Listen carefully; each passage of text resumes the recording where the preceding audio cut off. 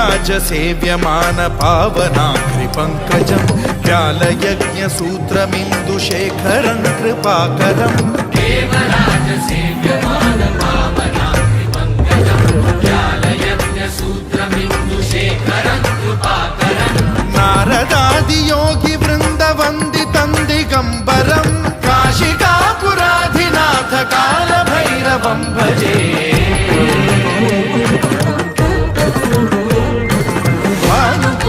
भास्वरं भवाब्धिकारकं पदं नीलकण्ठमीप्सितार्थदायकं त्रिलोचनं कालकालमम्बुजाक्षमक्षशूलमक्षरं काशिकापुराधिनाथ कालभैरवं भजे।